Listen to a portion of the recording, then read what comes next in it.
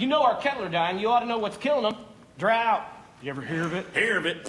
That's all I hear. Wherever I go, there is a drought ahead of me. But when I leave, behind me there is rain. Rain! Did I introduce myself? My name is Starbuck.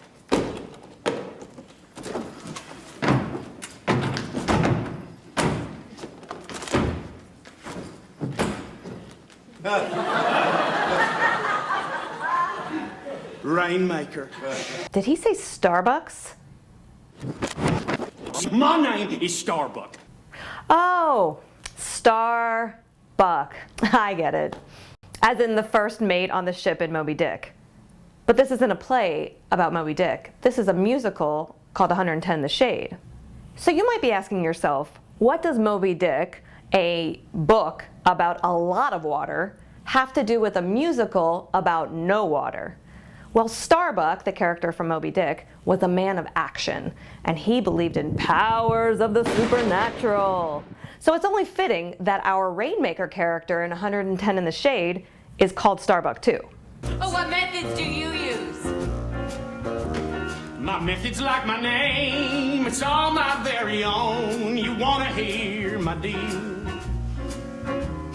You only need $100 in advance. In 24 hours, you'll have a rain. He sounds like a charlatan or a con artist to me. He goes town to town and convinces the townspeople to give him their hopes and dreams, not to mention their money, in hopes that he'll bring relief. We see this archetype, or stock character, in a lot of books and movies and plays. But rainmakers were real. So was he a charlatan? Cultures all over the world have engaged in ritual rainmaking dances for centuries. In some cultures, there's a shaman or spiritual healer to bring rain when necessary. In the United States, in the late 1800s, farmers were employing rainmakers all over the place to help with their severe droughts. These rainmakers were not shaman or spiritual healers, but they did mimic Native American dances to appear trustworthy. Poor, vulnerable farmers would give these rainmakers their hard-earned money because they were desperate to see their crops grow again. Some rainmakers fired cannons into the skies. Some used electrical currents, thinking if they created lightning, the rain would surely follow. And some amassed chemicals and threw them up into the atmosphere. By the 1920s, there was even a scientific term for this: the pluviculturists. The pluviculturists? That's going to be the name of my next band. I can see us now. Oh, sorry. Where was I? People allowed themselves to believe that what the rainmakers were doing was science because of hope. It's gonna rain! And when our Starbuck comes to town, he changes more than the weather.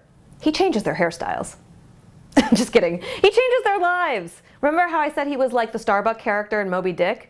Well, he's a man of action. He kisses Lizzie when she's not feeling so great about herself and convinces her that she's beautiful and that she's worthy of love. And then her brother Jimmy comes to see Starbuck, and he convinces Jimmy that he's not so dumb as his brother would have him believe. Maybe, but it works, and soon the whole town is feeling positive. So now, in addition to magical elves and giant squid, I believe in rainmakers. What about you? Is there a lovable charlatan in your world? Let us know at FordsEDU, #Fords110.